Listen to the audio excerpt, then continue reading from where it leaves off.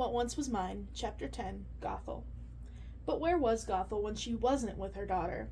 She always told Rapunzel she was taking care of the family farm, buying necessities at the market, and checking on her kitchen garden, which was liable to go to the aphids if not carefully watched. If there were any white lies about where she actually went, they usually involved a certain dark mountainside where a certain glowing flower grew. Gothel would sing and stroke its petals, and her skin plumped up and her hair sleeked, safe and young for another week. She always felt so old after visiting Rapunzel. The girl positively wore her out with her demands and wild emotions, and doe eyes, and rosy cheeks. Anyway, the sundrop was her normal secret. But this time, deep in one of the few still standing ruins on a deserted hillside, torches flickered and a fire blazed in an ancient hearth that hadn't been lit in 1,000 years. Between these two sources of distinctly human luminescence was a ring of uncomfortable but well-dressed people, and their rougher-looking guards. Although several tried to disguise their faces and the signals of their houses with veils and cloaks, it wasn't at all hard to recognize the Baron of Semahet and the Duke of Kresge, the Countess of Bathory, and the number of the lesser lords of the lands surrounding the kingdom. Shifty eyes and well-fed faces looked from one to the other suspiciously. Standing between these ridiculous figures and the hearth fire, so she was all silhouette, no detail, was the woman who had gathered all these wretches in gold and silk.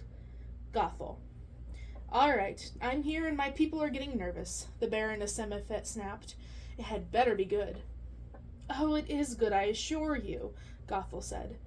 "The girl is approaching her 19th birthday. Marriageable age." "Long past marriageable age," a masked duke scoffed. "Shut up, swinehound," the Countess of Bathory snapped. "Or what?" the duke snorted. "What possible thing could a woman do to me?" "I could have my Verhounds to track down all of your mistresses and cause a scandal for you, and then bathe in the girl's blood." The man, who had a rich wife from a powerful family, many mistresses, and no standing army, went white. Gothel hid her own disetiquette at this interchange. Selling her ward to the highest bidder was one thing. Princesses were always married off to people they barely knew. Selling her to a sadistic, well-known murderer like Bathory was too much, even for the very flexible morality of Mother Gothel. There wasn't a small holding within 100 miles that didn't scare their children into good behavior with stories of bloody Lady Bathory, and how she kept her skin so young, and how young girls often disappeared from the villages around her castle. "Folks, please, can we discuss on the important thing at hand?" Gothel said, waving her arms for attention and trying to change the subject. "Which is how much one of you lucky people is going to pay me for her bride price." "I find this whole matter of bidding for her hand disgusting," Countess Bathory growled, flashing an angry look at the duke she had bickered with. "Wives aren't cattle to be sold as objects." "You make an excellent point, my lady," Gothel said with a curtsy. "And as a free-thinking woman myself, I applaud your speaking out for our sex's rights."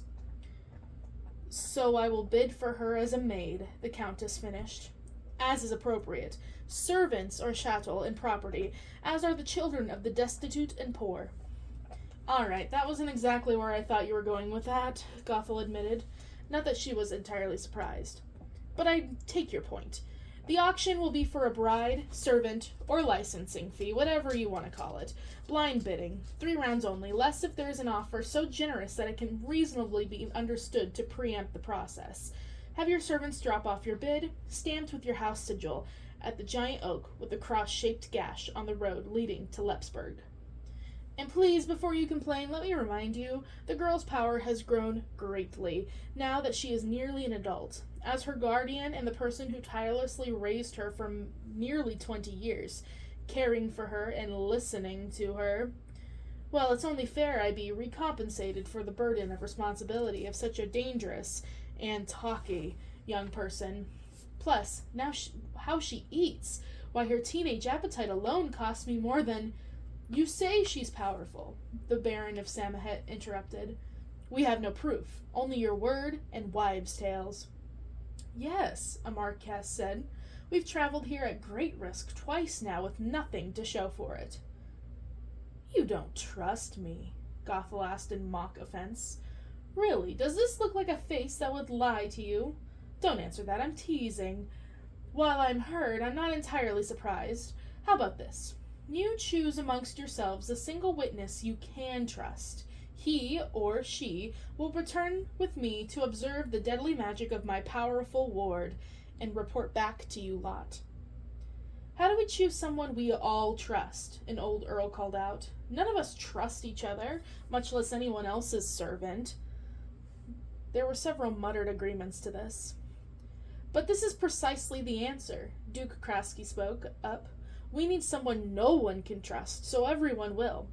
Viscount Thongal, that horrid spy is now with you, I see. What's his name? Crespin?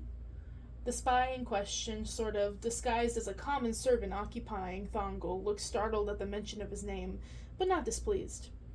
Crespin worked for Samahead over there until Thongal offered him more, and he worked for me before that, Kresge continued.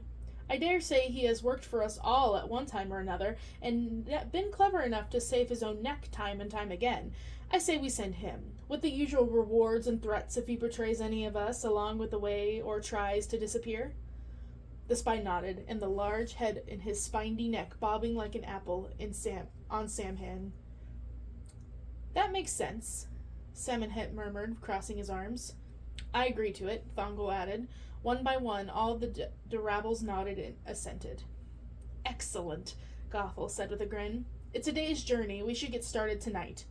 She looked through a crack in the ceiling to gauge and gaze at the waning, whisper-thin moon dramatically.